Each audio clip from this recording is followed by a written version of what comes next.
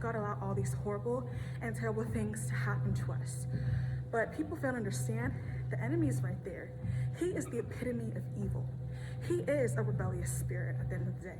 And he causes all these evil and terrible things to happen to you. But it's a tactic of the enemy to convince you that God would allow all these horrible things to happen to you.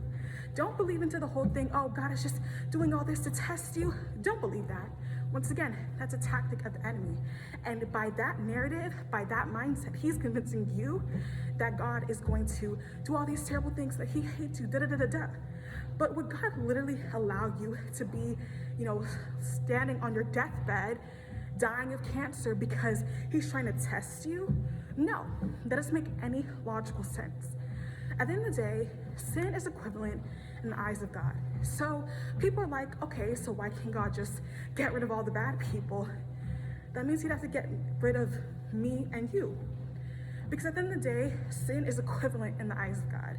I know there's this term going around about the bigger evil, which is the greater evil, but in the eyes of God, sin is equivalent. There's no greater sin at the end of the day. At the end of the day, sin is equal or equivalent in the eyes of God. There's a story, the story of Noah and Noah's Ark. And we know, you fellow Christians, you know the story, but brief rundown if you don't know the story. And I will find the Bible verses of the story if you are interested in reading it. I'll put it down here. But at the end of the day, long story short, Noah told everyone, hey, God's gonna flood the earth. So he got 2 pairs of every animal on the earth and him and his family. And of course, they got on the boat, they built the ark, and God flooded the earth. And he made a promise saying that, hey, I will never flood this earth again. So if God made that promise, why would he get rid of all of us? No, that's the whole purpose of us being on this earth, so that we have the chance to salvation. Even though God has, been fed up with us a lot of times, there's literally a verse where he says, I regret creating humans. But at the end of the day, God loves us so much that he really sent his son to die on the cross for us. And that is why we're on this earth.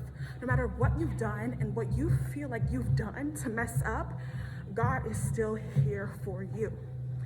So at the end of the day, no, God is not going to get rid of all of us and all the terrible people and what we've done and da-da-da-da-da.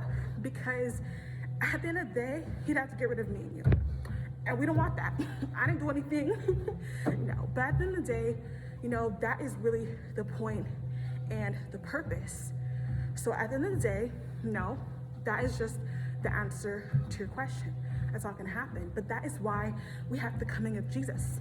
So when, Jesus does come, and that he comes and he takes all of us and all the saved souls to heaven, that is going to destroy, the old earth and create a new earth. And all of our saved souls are going to go to heaven and we're going to have new bodies. So that is a quick answer to your question, if anyone is wondering.